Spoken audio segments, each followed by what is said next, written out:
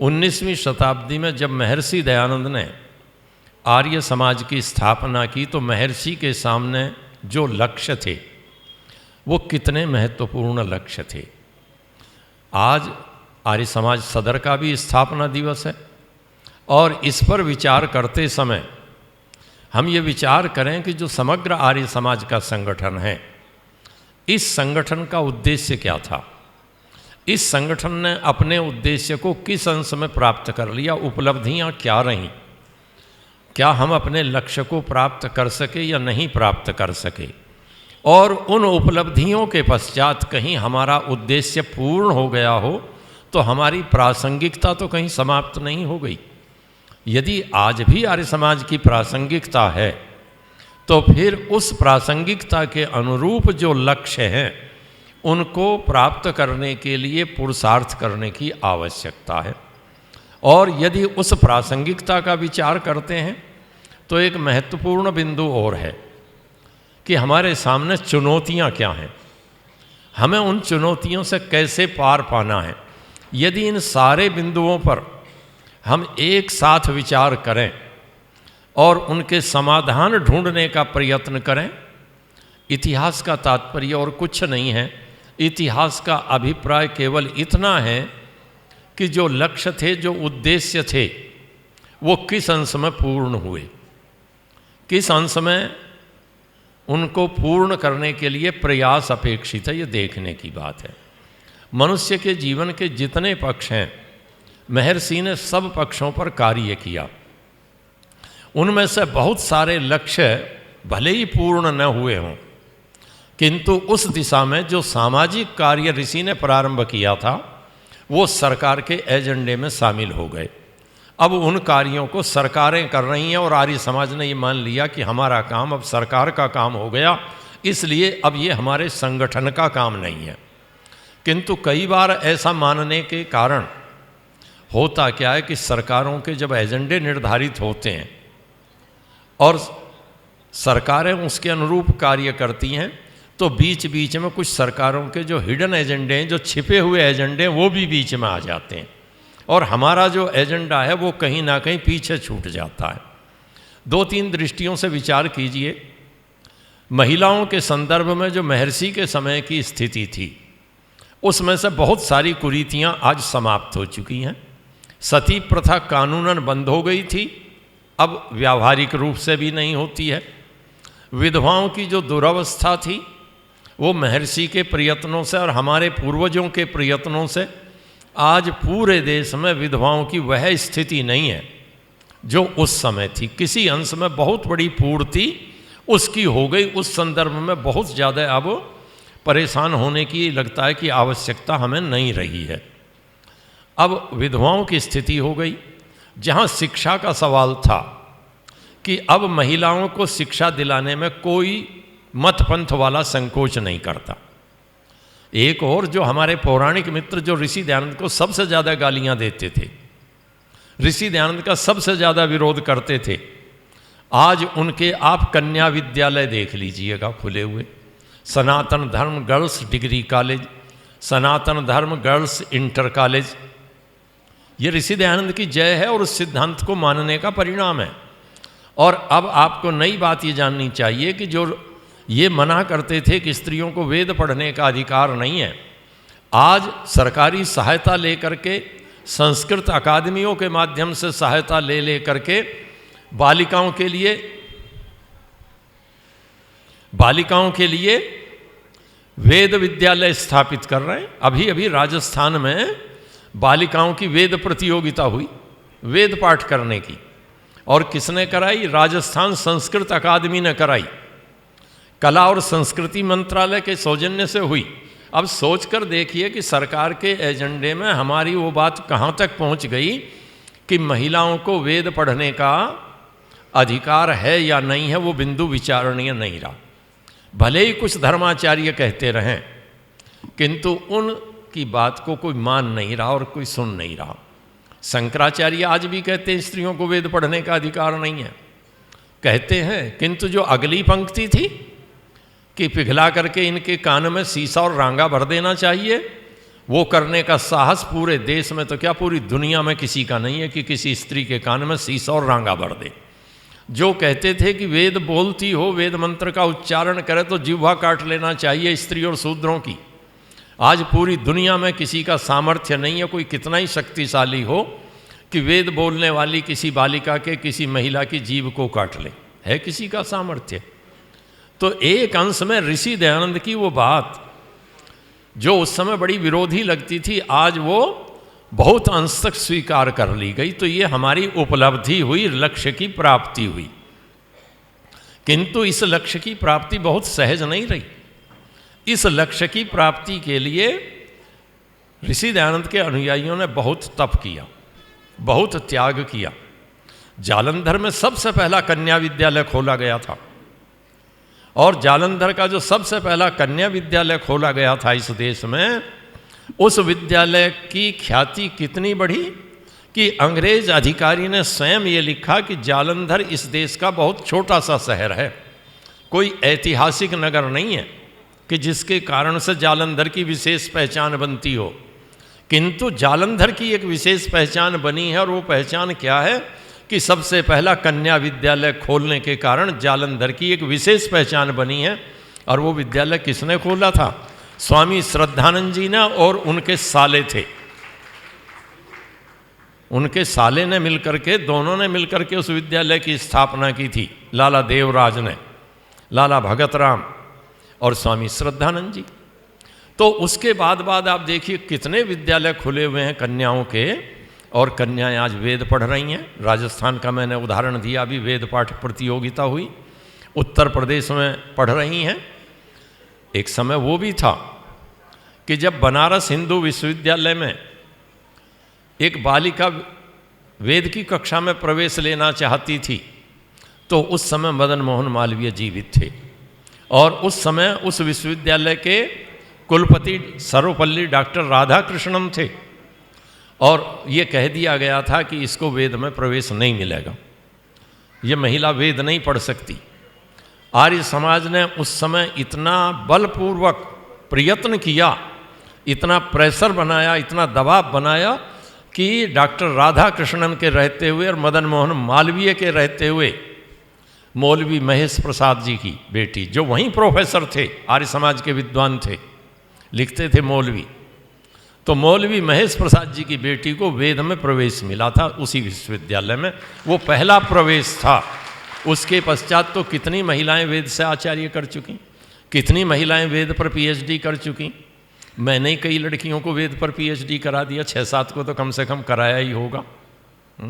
श्रीचंद जी बैठे हैं, ये भी अरुणिमा को लेकर के गए थे मेरे पास, तो कितनों को वेद पर पीएचडी होगी। सारे देश में देखें तो संख्या कई सौ की संख्या होगी कि जहाँ बालिकाओं ने वेद में पीएचडी कर ली है।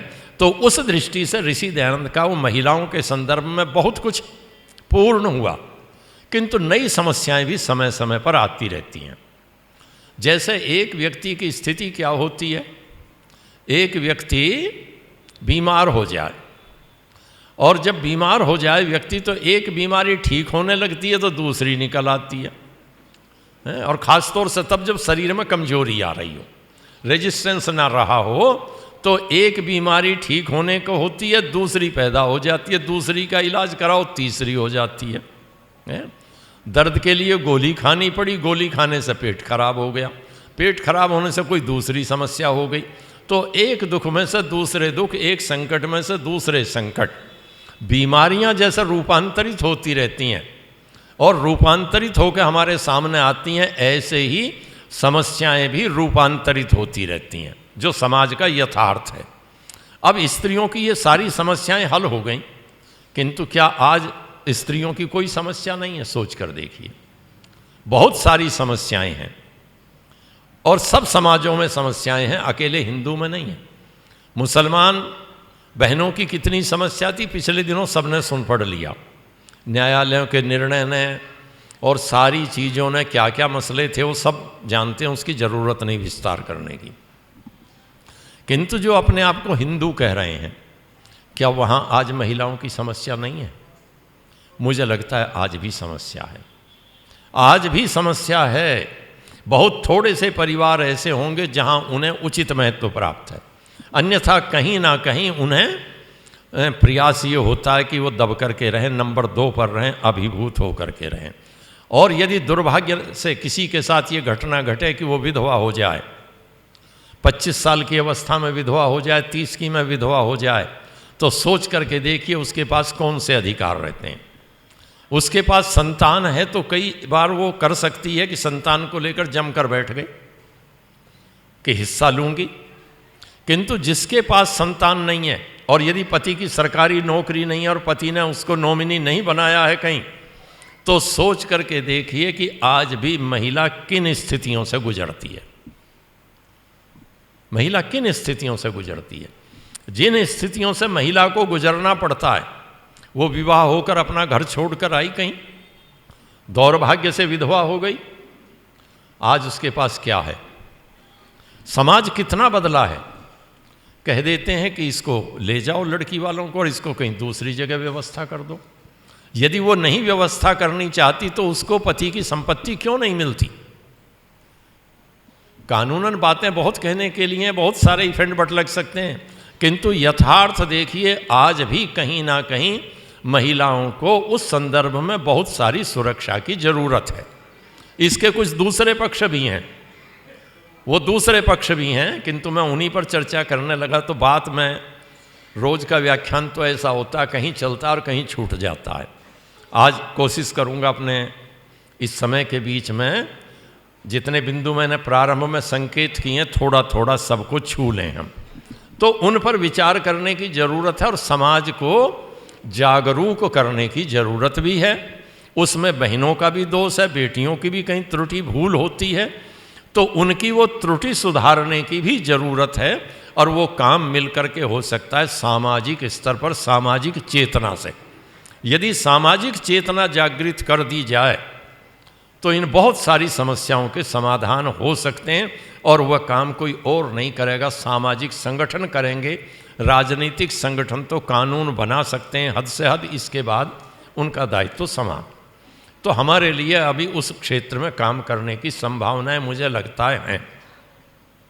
उसके बाद आ जाए समाज का जो हमारा दूसरा वर्ग था, जिसको हमने एक प्रकार से पीछे छोड़ दिया था, उपेक्षित मान लिया था। आर्य समाज ने अपने विद्यालयों में उनको प्रवेश दिया, उनकी जन्मना जाति का कहीं पूछा नहीं और उनको पंडित बना दिया।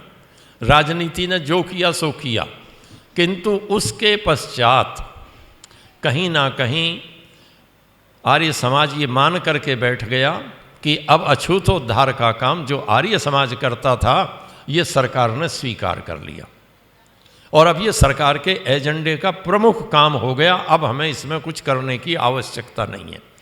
किंतु आप देखिए सरकारें जैसे करती हैं, पार्टियों का जो चलन सोच रहता है वो बदलता नहीं बहुत ज़्यादा। व्यक्ति बदलते हैं, पार्टी की धारा चिंतन की वही चलती रहती है। जब कांग्रेस में पहली बार अछूतोद्धार का प्रस्ताव आया था, उसे कौन लेकर के आया था? वो महात्मा लेकर के नहीं आया था जिसके लिए सब कहते हैं कि आज़ादी उसने वैसे ही दिला दी।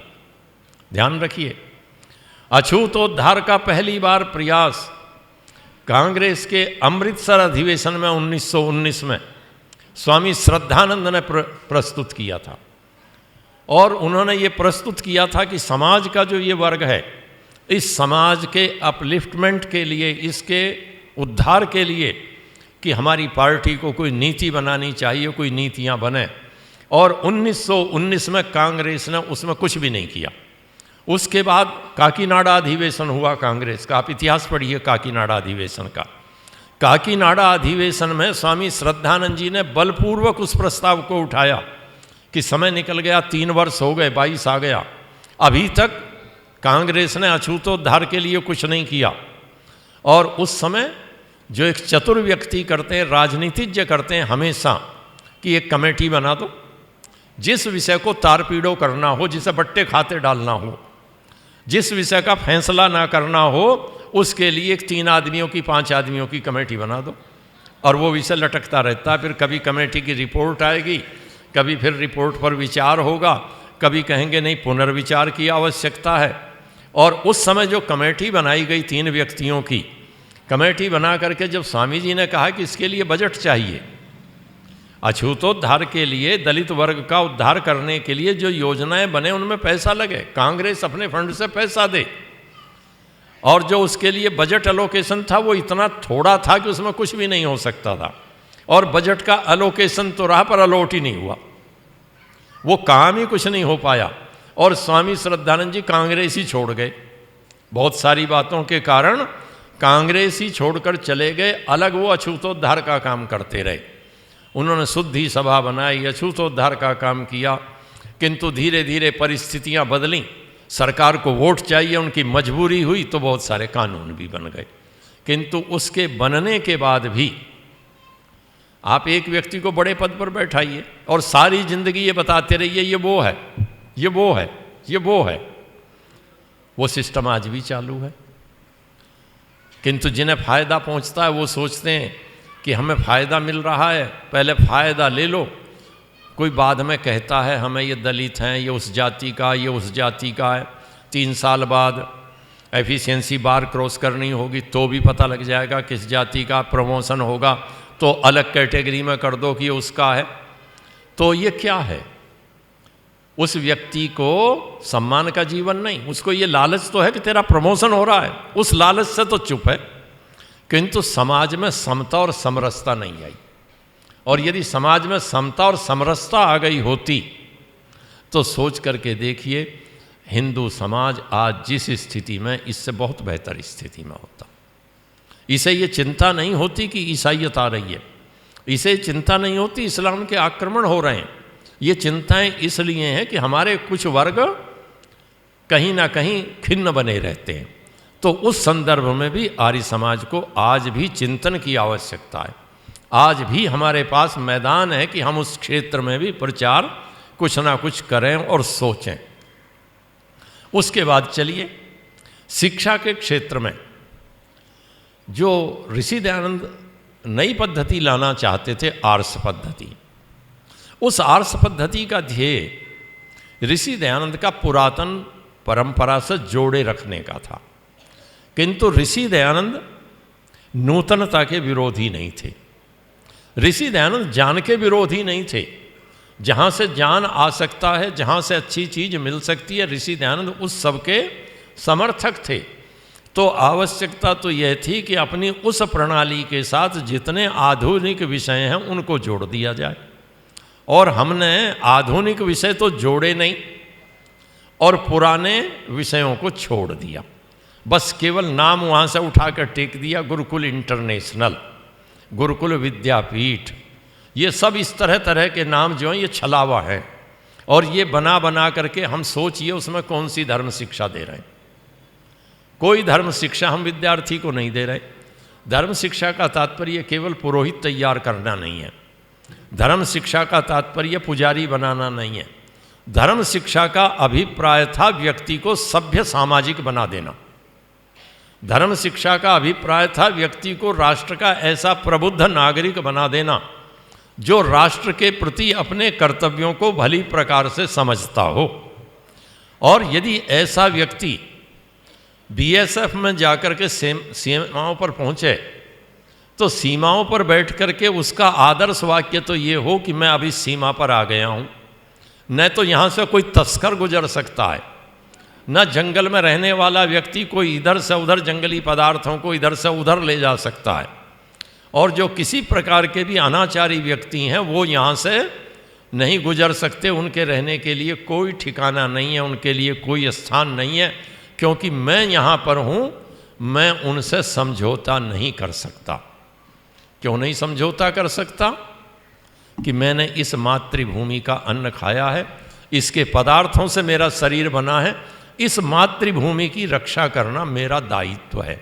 ये जो मोरल एजुकेशन थी, ये जो नैतिक शिक्षा थी, ये नैतिक शिक्षा कहाँ है?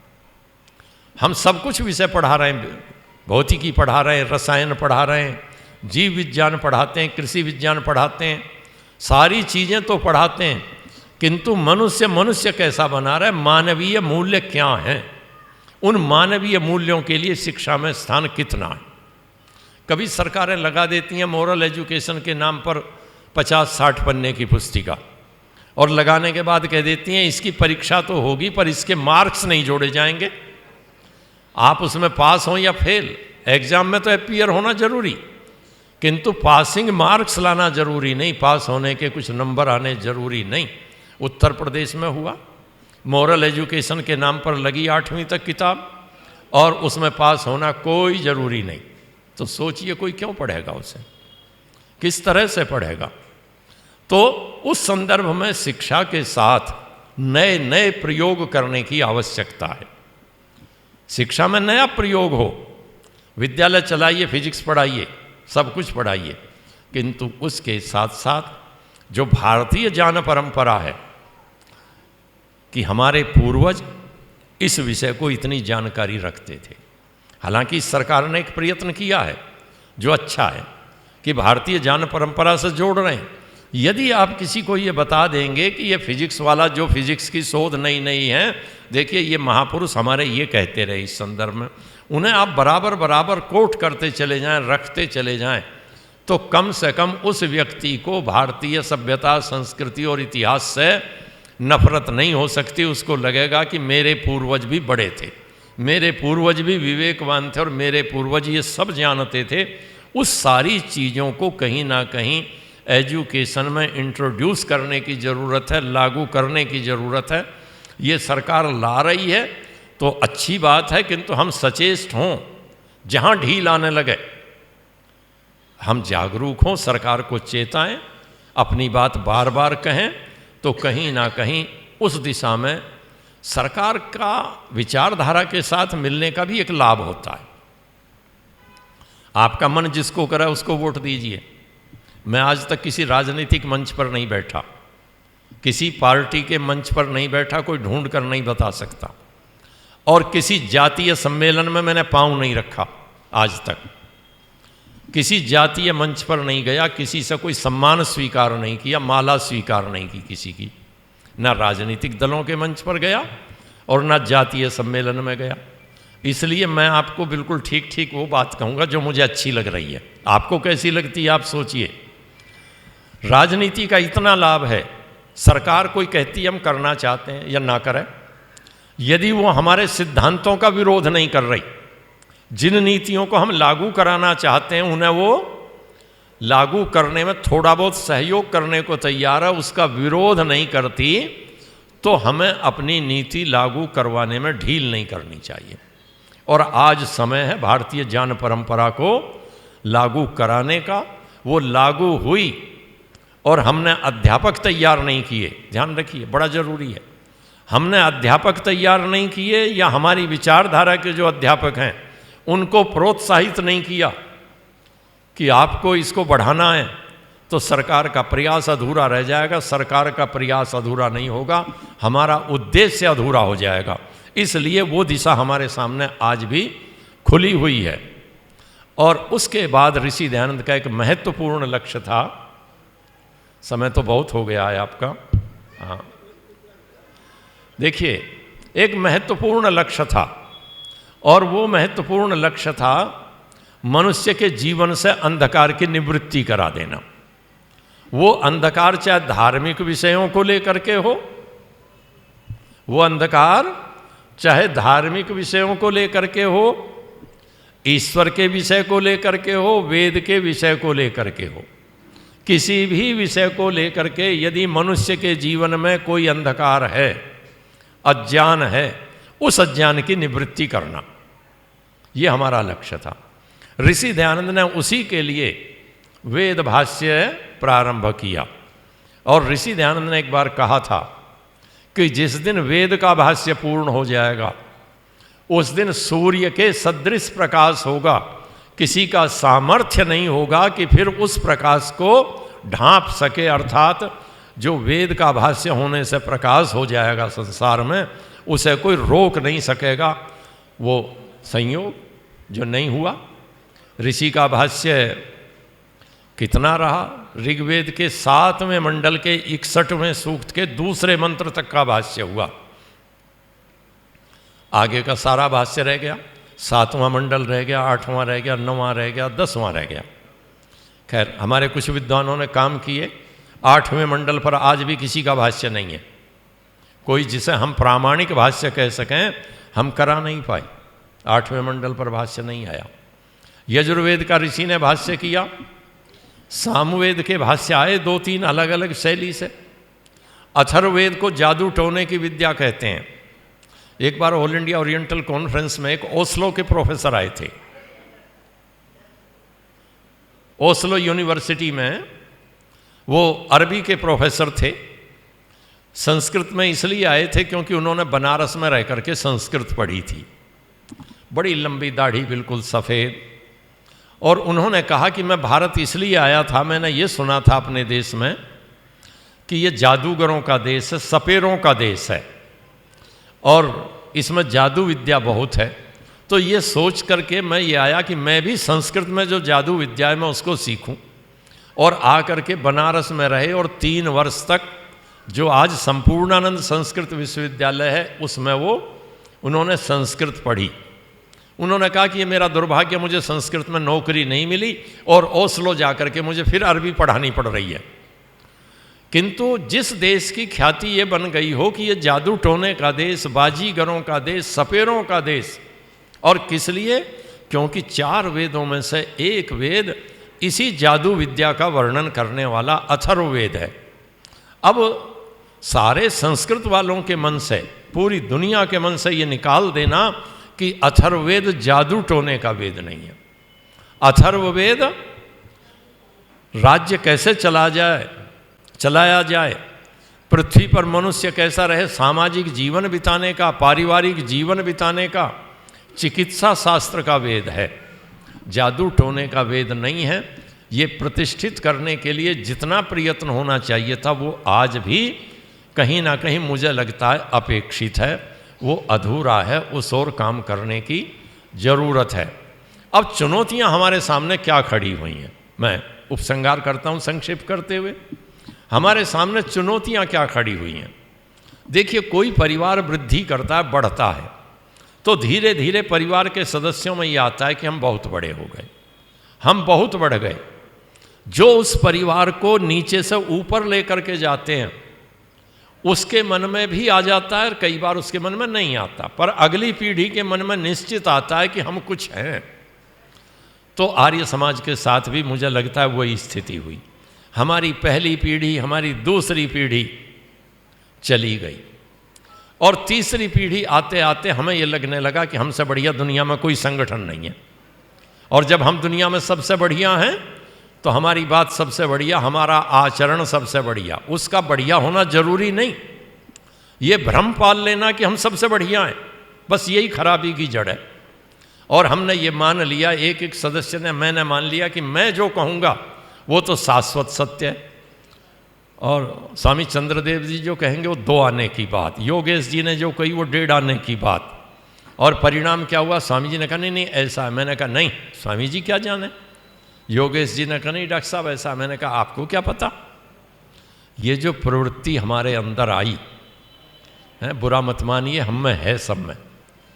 मेरठ वालों को तो मैं एक ही बात के लिए अच्छा ही कहूँगा कि आप में वो सामर्थ्य है कि सारी समाज के व्यक्ति, सब अधिकारी एक साथ बैठ जाते हैं। ये बड़ी बात है। पूरे देश में बड़े बड़े सम्मेलन होते हैं और उन सम्मेलनों में करीब करीब मेरा भी भाग कहीं ना कहीं पहुंचना हो जाता है। चाहे वो जोधपुर का बड़ा सम्मेलन रहा हो, अभी कलकत्ता में ऋषि के जाने के 150 साल का सम्मेलन था। सारे कलकत्ता के आर्य समाजी एक साथ नहीं बैठे थे। 2-4 मैं कहता नहीं, पर अलग थे। और ऐसे भी थे जो उस मोहम्मद अली पार्क में नहीं आए थे। उस पार्क का नाम पहले मोहम्मद अली था, अब कुछ और हो गया है। तो उस मोहम्मद अली पार्क में नहीं आए 2-4 व्यक्ति थे ऐसे। जोधपुर में बड़ा सम्मेलन होगा तो 2-4 ऐसे रह जाएंगे, जोधपुर में रहते हुए हैं, वो कसम खा करके उस स्मृति भवन में नहीं आएंगे। दिल्ली में हो जाएगा, आप दिल्ली का हाल जानते हैं, सब जगह का जानते हैं। तो कम से कम आप मेरठ वाले इस बात में तो सौभाग्यशाली हैं। आप ये तो नहीं कहते कि ब्रह्मपुरी वाला सदर में नहीं आएगा और सदर वाला शास्त्री नगर में नहीं जाएगा, और शास्त्री नगर वाला सूरजकुंड में नहीं जाएगा।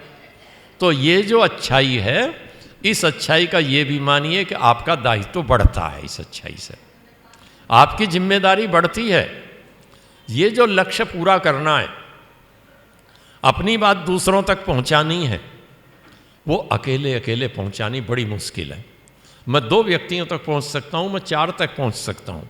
मेरा सामर्थ्य सीमित है, आपका सामर्थ्य भी सीमित है, किंतु जब मेरा और आपका सामर्थ्य मिल जाए, सबका सामर्थ्य मिल जाए, तो हमारा सामर्थ्य कितना बड़ा है। हम समाज में हर व्यक्ति के पास जा सकते हैं। एक बड़ी बात हम कर सकते हैं, सोचिए कहीं हमारा आयोजन होता है, उस आयोजन के बहाने, निमंत्रण देने के बहाने बाद में कहीं ना कहीं जितने प्रशासनिक अधिकारी हैं, हम उनसे भेंट करें और यदि उन्हें अपना साहित्य दे आवें इस बहाने निमंत्रित करने, वो आए ना आए उनकी मर्जी, पर यदि उनकी मेज पर हमारा साहित्य पहुंच जाए तो शायद कुछ अच्छा हो। वो यहाँ भले ही हमारी सहयोग ना करे, दूसरी जगह कोई छोटी समाज उसे मिलेगी और कभी वो किसी काम को लेकर जाएगी, तो उसको ये ध्यान जरूर आएगा कि हम मेरठ में भी आर्य समाज के कुछ लोग थे जो मुझे मिलने आते थे, तो हो सकता है कि वो किसी छोटी समाज का भला कर दे या उसके लिए सहानुभूति उसके मन में हो। हम प्रशासनिक अधिकारियों तक अपनी बात पहुंचाएं, अपना साहित्य पहुंचाएं। उपदेश करने की जरूरत नहीं है, अपनी जो छोटी छोटी चीज़ें महत्वपूर्ण हैं हम उन तक पहुंचाएं। इसी प्रकार से जो लिखने पढ़ने का क्षेत्र है, हम ये एक चीज़ तो मन से निकाल दीजिएगा कि कोई संस्कृत का बड़ा प्रोफेसर ऋषि दयानंद की ऋग्वेदादि भाष्य भूमिका खरीद कर पढ़ेगा तो ये भूल जाइए आप। मैं आपसे बड़ा स्पष्ट कह रहा हूँ, 2 लाख रुपए सैलरी मिलती है, 100 रुपये की ऋग्वेदादि भाष्य भूमिका खरीद करके नहीं पढ़ेगा। यदि आपको ऋग्वेदादि भाष्य भूमिका पढ़वानी है तो ध्यान रखिए आपको भेंट में देनी पड़ेगी। यदि आप इसके लिए तैयार नहीं हैं तो आप ऋग्वेदादि भाष्य भूमिका नहीं पढ़वा सकते। मैं एक उदाहरण दे दूं इसका।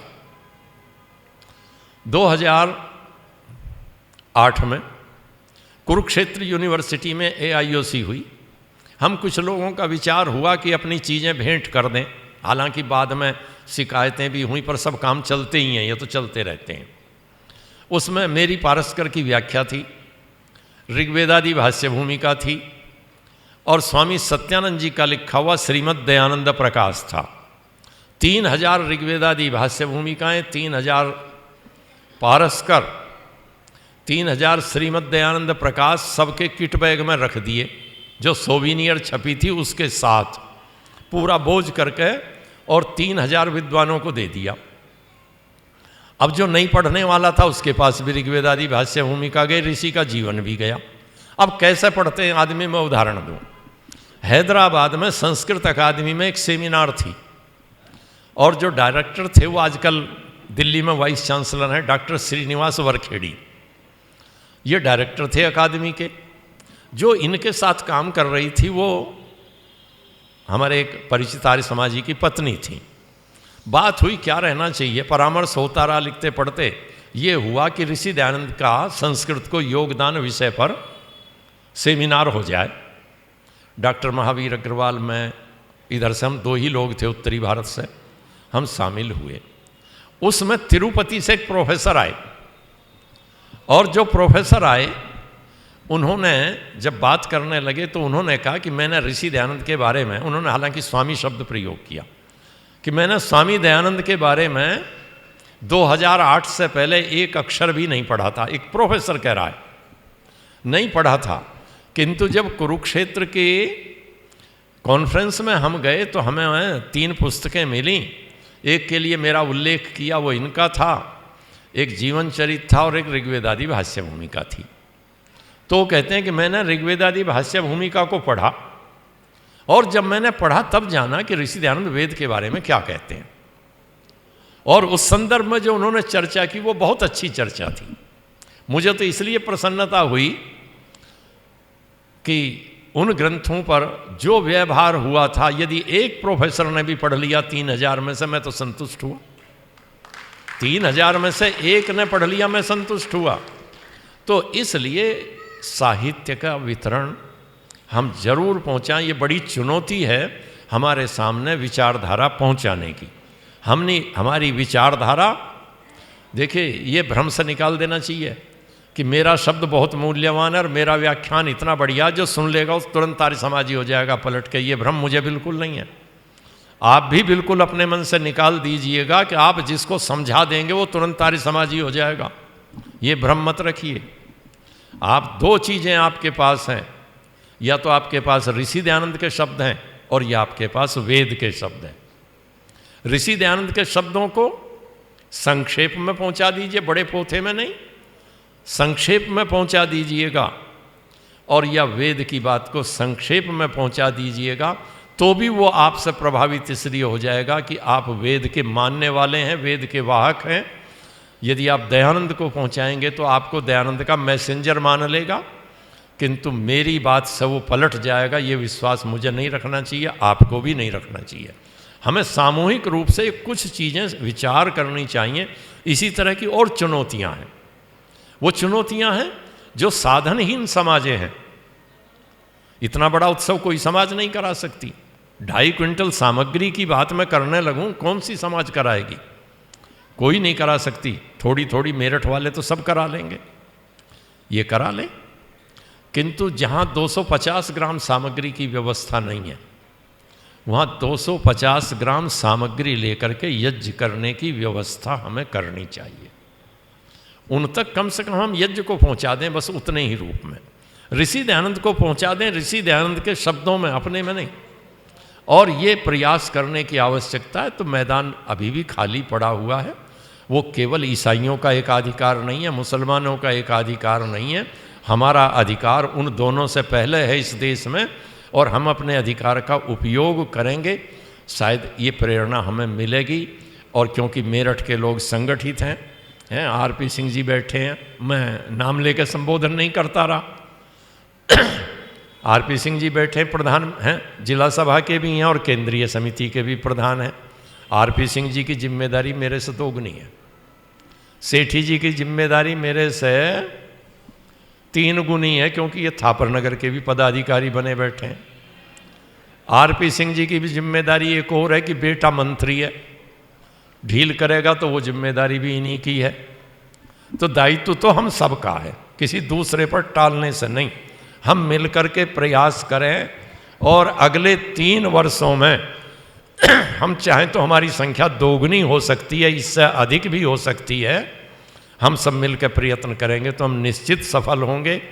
आपने 10 दिन पूरे हुए, 11वें दिन भी बहुत धैर्य के साथ सुना। किसी को कुछ बात अच्छी नहीं लगी होंगी। एक जिज्ञासा थी एक मित्र की, उसको और एक वाक्य में कह दूं। उनका था कि जो ग्रह नक्षत्र हैं और या जन्मपत्री आदि हैं, उसके संदर्भ में क्या है ऋषि दयानंद का मंतव्य है। ज्योतिष के 2 भाग हैं, एक गणित और फलित। ऋषि दयानंद गणित को स्वीकार करते हैं। ग्रह नक्षत्र की चाल देखना गणित का विषय है, किंतु उसका प्रभाव जातक पर कितना पड़ेगा ये फलित का विषय है। ऋषि दयानंद फलित को स्वीकार नहीं करते हैं। ये एक शंका रह गई थी, बाकी तो मैंने बीच बीच में ली जो आई। तो हम मिलकर चलें और मिलकर प्रयत्न करेंगे। मैं ये अपेक्षा आप सबसे करता हूँ। आपने धैर्य से सुना है, आपका बहुत बहुत धन्यवाद।